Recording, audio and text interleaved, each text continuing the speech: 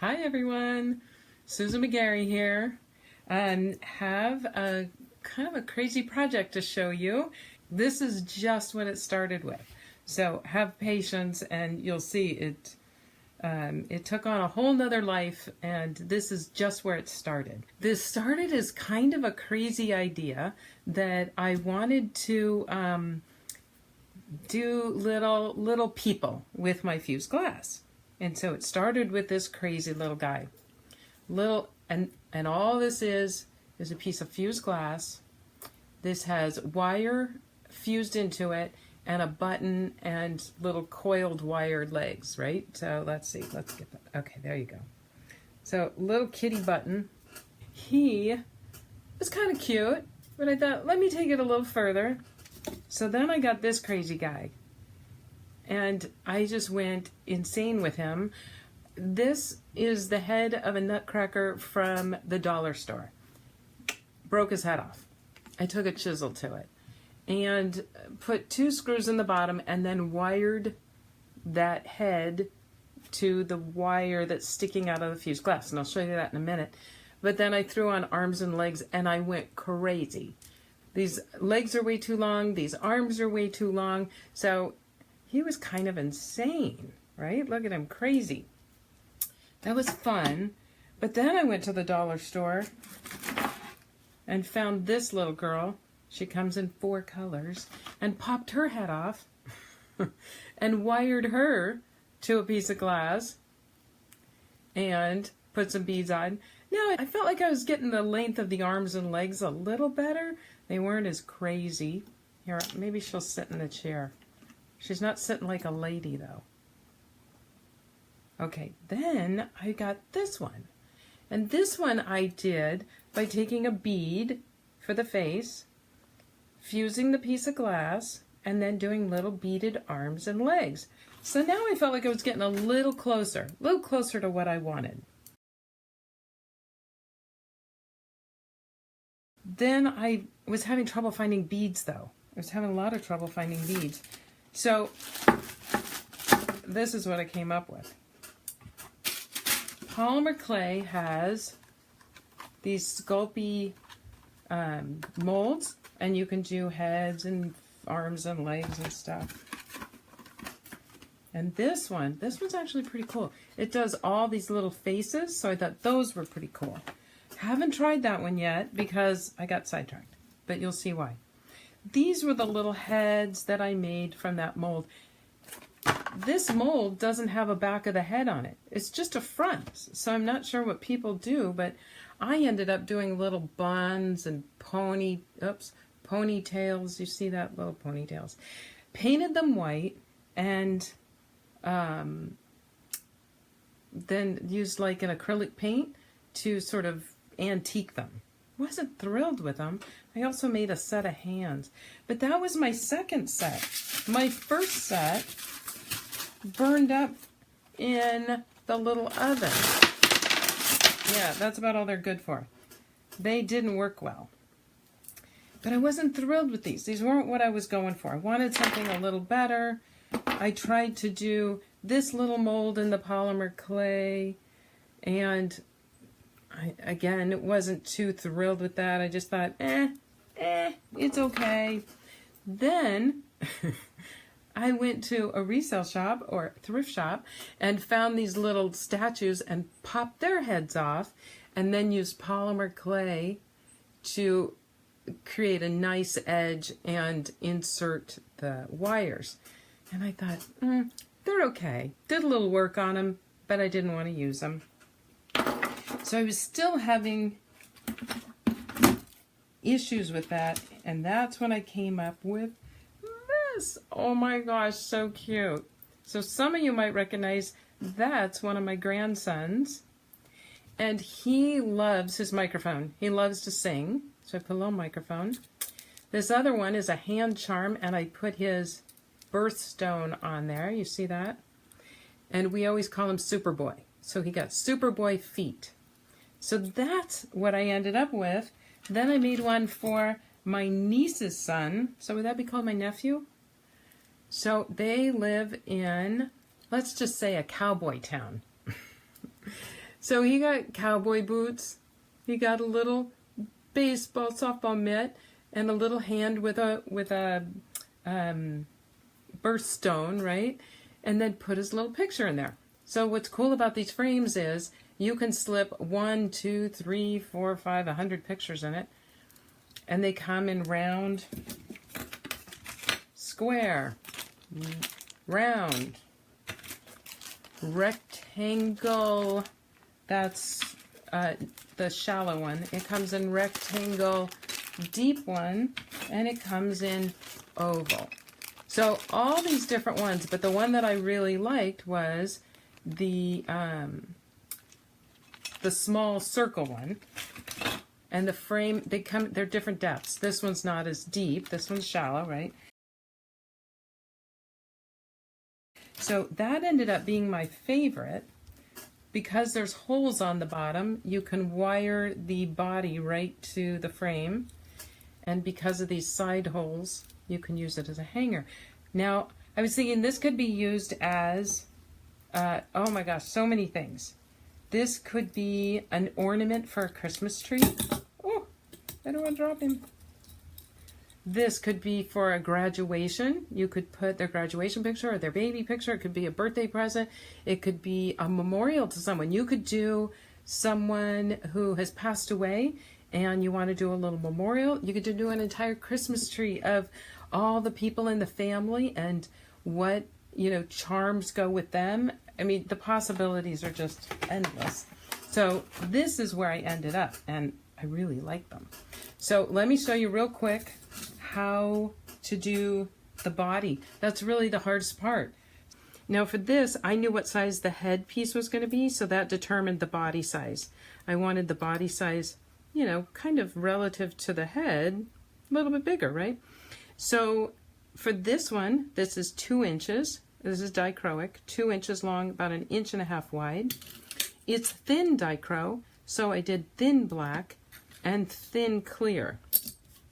So this is Bullseye's Thin 1101. That was to remind me what I used. And the reason I'm using thin is I want 3 layers. If you don't want 3 layers or don't have 3 layers, you can use 3mm dichro, 3mm black, and then just use the 2 together.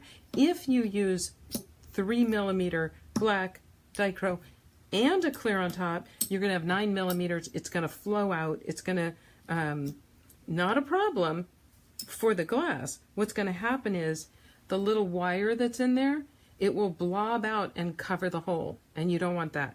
So take that into consideration. The reason I use black back is to cover the wire pieces I'm putting in there. So I'll show you. I did 2 different kinds. Some have wire in them. Let's see. This little guy has, and by the way, this little guy's name is Tyler. Isn't he cute? He has little wire coming out of the glass. You can see that. It's just like this one. See that wire coming out of the glass? Okay. This little guy, though, let's see. He has little holes in the glass. Can you see that sort of raised piece right there? There is no wire sticking out of it. And the reason is I put, this is rope that is able to go in the kiln and it won't melt, right? So you want to get a specific rope. Don't use any rope. For this, it's called kiln rope or something. Comes in a bag. You cut it off. And I won't show you a lot of how I did that. Although, guys, where is it? There it is. I'll show you what it looked like. It's on my phone because I took a picture of it before I fired it in the kiln. So can you see I put the rope here, here, and here? And so for this little guy, oops, knocked him over. He is this one. Nope, he's this one. He's this one right here. And so I didn't have to have those wire pieces sticking out. Do you see that? Okay. This little guy's name is Nash.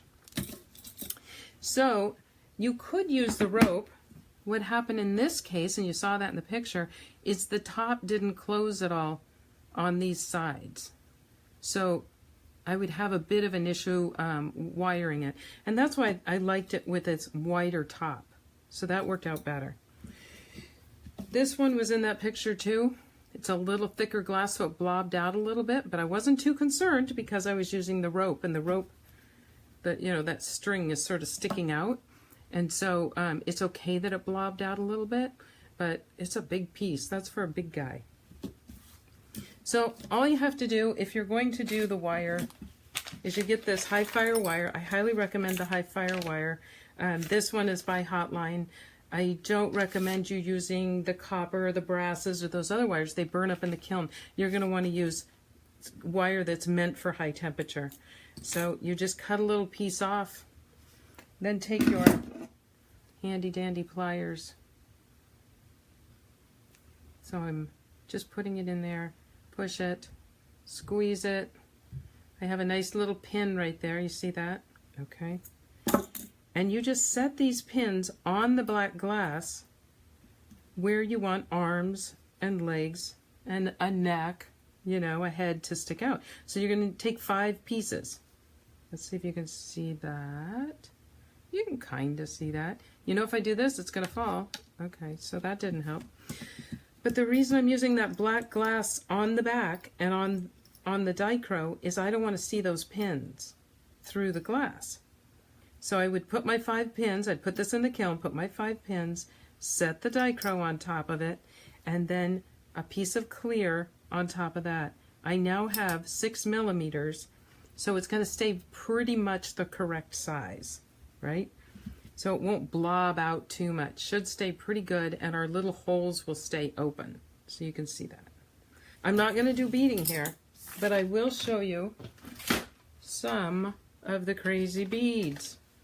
I just went, well, I have enough anyway, but they're all having their bead sales, all the craft stores. But what I did find out is on the wire, where I used the wire, even on these, where I wired the arm to the little piece right there, I tried so many different kinds of wire, and my favorite ended up just being this brass wire. I think I got it at the hardware store. It's 22 gauge. It just worked really well.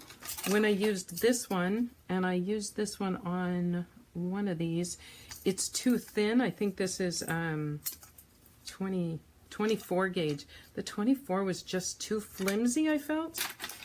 And then I have heavier gauge, 18 gauge, that was too heavy. So my preference was the 22 gauge.